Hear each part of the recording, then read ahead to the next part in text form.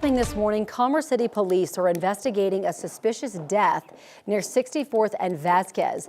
The details are disturbing. Police say they found a young woman dead on the sidewalk around 4:30 this morning. She had apparent head trauma. This is all we know so far. Commerce City police are on the scene. They are investigating. People are being asked to avoid this area. Anyone with information is asked to contact Commerce City Police Department.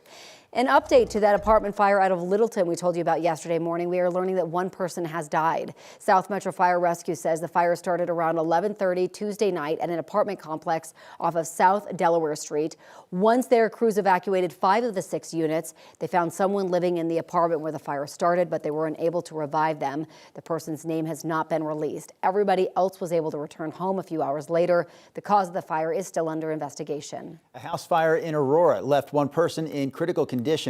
Firefighters responded to this area near East 21st Avenue and North Altura Street just before 2:30 yesterday afternoon. Once they got there, firefighters looked inside and found one person, one adult, inside that house. They were taken to a nearby hospital for treatment. Crews were able to get the flames under control in about 15 minutes. The fire remains under investigation. We know 5 people altogether are out of their homes. The Department of Transportation says more than 550 truck driving schools across the country must close after failing to meet the mark when it comes to federal safety standards. Inspectors found schools were employing unqualified instructors, failed to test students' skills or teach them how to handle dangerous equipment. This is part of the Trump administration's effort to improve safety in the truck industry. Last fall, the government decertified 7,500 schools, many that were already closed.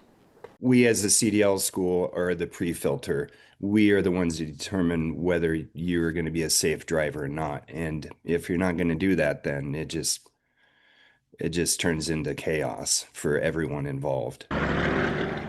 9 News is working on getting confirmation on exactly how many schools in Colorado are marked for closure with this latest round of investigations. A University of Colorado Boulder researcher is raising some new concerns about what may be lurking in legal cannabis. Now, she says certain toxins that we already test for in food are not being screened for in marijuana. 9 News reporter Courtney Yoon joins us live to talk more about this. Courtney, this researcher says she's worried about the risk that this could pose to both consumers and workers.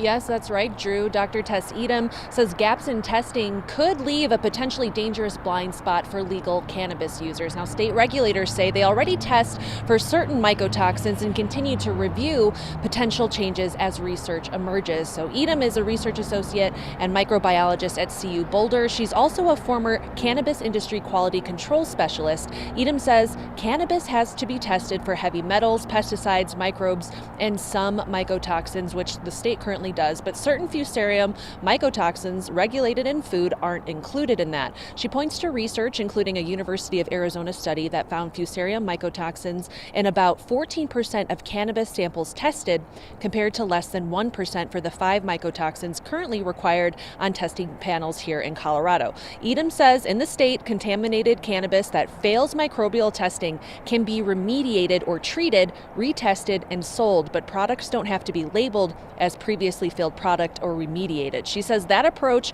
focuses on passing a final test instead of preventing contamination in the first place. Edom has presented scientific findings to regulators and advocated for expanding testing requirements, but she says she faces pushback, including arguments that no established cannabis-specific testing methods exist. She says because of the lack of research in the cannabis space, the industry has been slow to adopt preventive safety measures used in food production. Some of these microorganisms do survive irradiation and ozonation and other radio frequency, these remediation technologies. And we know that their mycotoxins can survive as well. So they are not erased away or eliminated off these cannabis products. I spoke with the Colorado Marijuana Enforcement Division. They said while the literature available does not seem to point to a widespread issue of fusarium mycotoxins in regulated marijuana, that doesn't mean they aren't worried about it. MED went on to say they continue to explore evolution and potential expansion of testing requirements. They also have a team of people that routinely inspect licensed businesses. Live in Denver, Courtney Yoon, 9 News. Courtney, thank you. An abortion rights group in Colorado says it saw a major increase in spending to pay for procedures in 2025. The Cobalt Abortion Fund provides money to women who want an abortion and provides funds for travel.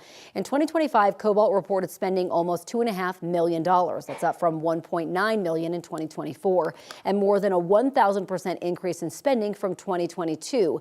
That was the year Roe v. Wade was overturned.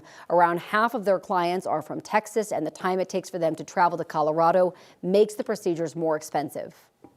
They're being forced to travel, and as they're forced to travel, their care is delayed and their care becomes more and more expensive over time. So we're seeing an increase in client volume from year to year, and then also an increase in the amount of funding that each abortion seeker needs. The group is working with the legislature to pass laws including blocking government officials from accessing license plate reader data to track people coming to Colorado for abortions. A judge here in Denver has denied a temporary order that would have forced Children's Hospital Colorado to resume gender-affirming care for minors. The hospital says it paused that kind of care to protect Medicaid-funded pediatric services. They say they're worried about federal threats to cut funding to hospitals that offer gender-affirming care. Now, this all comes as state legislators in Colorado took up a Republican bill to ban gender-affirming care for minors altogether. That bill is not likely to pass. We also heard from a mother who says she's worried about the mental health toll that all of this is going to have on transgender children. We have to have that care for these kiddos, and losing any child because of a lack of access to medical care is unacceptable.